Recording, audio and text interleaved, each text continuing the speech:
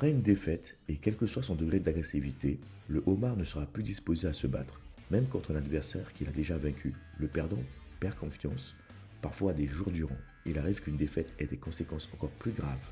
Si un dominant se fait battre à plate couture, son cerveau se dissout pour ainsi dire. Il lui en pousse un nouveau, un cerveau de subordonné, plus adapté à son nouveau statut. Bienvenue sur Un livre mille vies.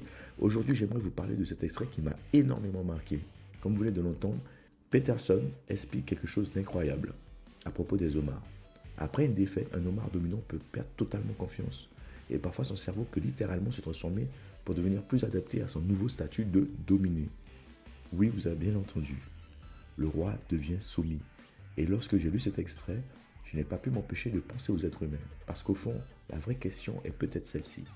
Sommes-nous parfois des homards? Est-ce qu'après certaines défaites, certaines humiliations, certaines peurs, nous finissons nous aussi par accepter une forme de soumission? Quand on regarde l'actualité, on voit parfois des personnes qui imposent des règles aux autres, sans même les respecter elles-mêmes. Et malgré cela, énormément de personnes continuent à suivre ces mêmes personnes.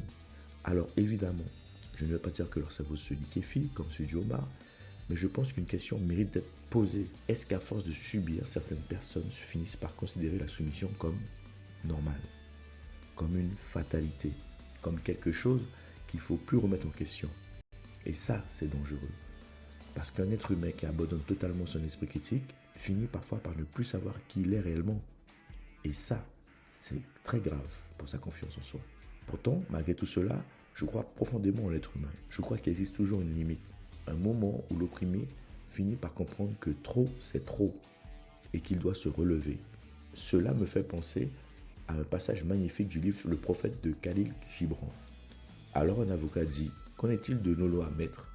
Et il répondit: vous vous complaisez à bâtir des lois, mais vous prenez plus de plaisir encore à les contourner, comme des enfants qui construisent des châteaux de sable au bord de la mer pendant des heures pour ensuite les détruire avec vos grands éclats de rire.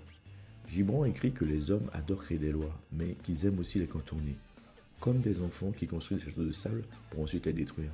Et honnêtement, quand on observe le monde d'aujourd'hui, cette image est parfois troublante de vérité. Mais malgré tout, je pense qu'il y a une chose que personne ne peut totalement enlever à un être humain, c'est-à-dire le bon sens. Peu importe votre origine, peu importe votre statut social, peu importe votre niveau d'études, le bon sens existe chez tout le monde. Et parfois, il suffit simplement d'ouvrir les yeux pour voir certaines incohérences.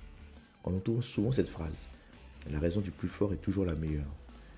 Mais est-ce une raison pour abandonner notre bon sens? Pour laisser notre esprit se dissoudre, entre guillemets? Pour accepter d'être traité comme un objet? Je ne pense pas. Et vous alors, qu'est-ce que vous en pensez? Parce qu'au final, il existe peut-être deux types d'homards. Celui qui abandonne définitivement et ceux qui refusent de rester à terre.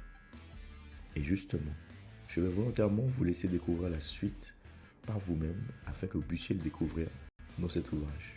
Comme je l'ai déjà dit, je vous promets que cet ouvrage vous pousse vraiment à réfléchir. Et c'est ce que je souhaite avec mes articles et mes vidéos. Merci d'avoir regardé cette petite vidéo. Si ça vous a plu, mettez un petit like et abonnez-vous.